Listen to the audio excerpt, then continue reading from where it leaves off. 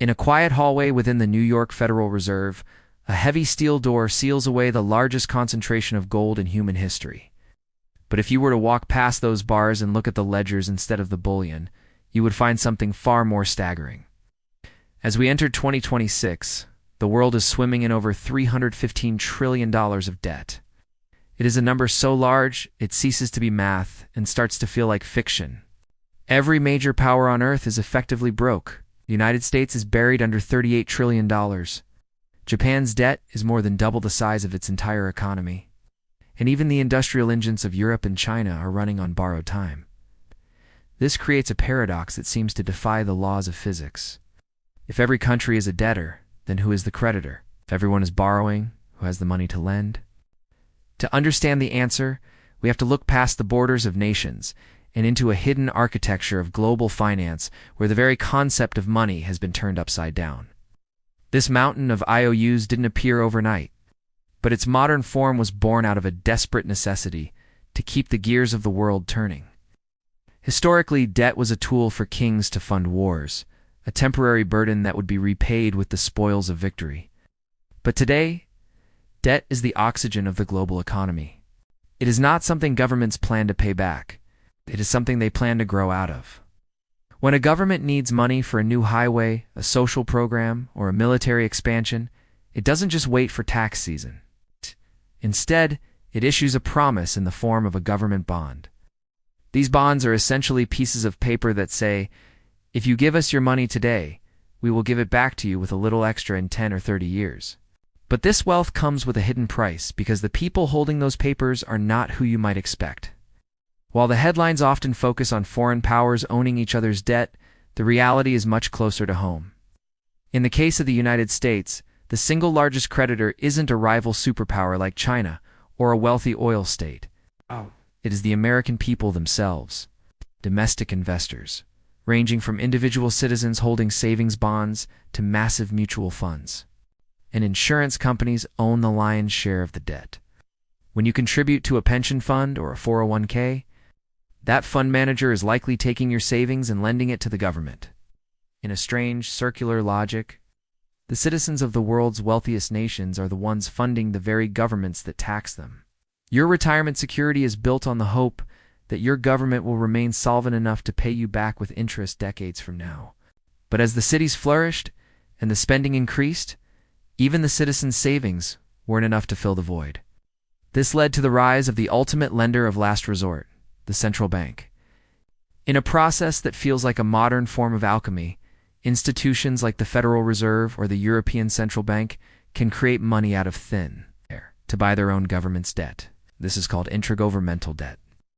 It is essentially the government's left hand lending money to its right hand. By the start of 2026, the Federal Reserve owned trillions of dollars in Treasury securities. This allows the system to keep moving even when private investors get nervous. But it creates a loop where the money supply is constantly expanding, quietly eroding the purchasing power of every dollar in your pocket through inflation. While the giants of the West and East shuffle their ledgers, the story for the rest of the world is far more precarious.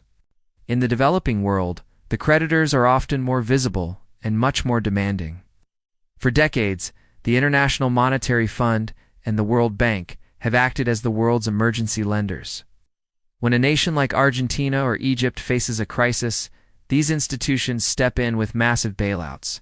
But these loans come with strings attached, often requiring countries to slash public spending or privatize resources to ensure the debt is serviced. This has created a tiered system of global debt where the wealthy can borrow indefinitely at low rates, while the poor are trapped in a cycle of interest payments that consume more of their budget than healthcare or education. This disparity in who owns the debt and who pays the price has led to a shifting landscape of power. For much of the early 21st century, China was the world's most prolific lender, pouring billions into infrastructure projects across Africa, Asia, and Latin America through its Belt and Road Initiative. They became the largest bilateral creditor to many developing nations, effectively buying geopolitical influence with every loan. However, as the global economy tightened in 2025 and 2026, many of these loans began to sour. China now finds itself in the same position as the Western banks of the 1980s, trying to manage a portfolio of borrowers who simply cannot pay. This has forced a reckoning in international diplomacy, as the world's major creditors must now decide whether to forgive these debts or risk a total collapse of the emerging markets. Connecting this past to our present reveals a chilling truth. We have moved into an era where debt is no longer a liability, but the very foundation of the currency we use. In our modern financial system, money is created through the act of lending. If every debt on earth were paid off tomorrow, there would literally be no money in circulation. This is why the debt never goes down. It can only go up. The system is designed to require more and more borrowing just to maintain the status quo. We are living in a global economy that is essentially a giant confidence game. As long as we all believe that the United States, Japan, and the European Union will continue to exist and collect taxes, their debt remains valuable. It is treated as the safest asset in the world, the collateral that backs every other trade. But confidence is a fragile thing, and as we move deeper into 2026, the cracks are becoming harder to ignore.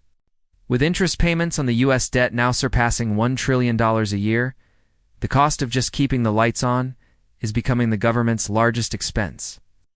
We are witnessing the birth of a world where the creditors are no longer just people or nations, but a self-sustaining system of mathematical promises. The answer to who owns the world's debt is ultimately a mirror. It is owned by our future selves, our pension funds, our central banks, and the shadowy financial institutions that sit at the center of the web. We have borrowed from tomorrow to pay for today, creating a world where the line between wealth and debt has vanished entirely. This leaves us with a final thought to carry into the future.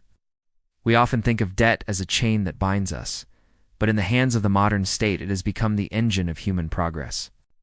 The bridges we cross, the schools we build, the technology in our pockets are all funded by money that doesn't technically exist yet.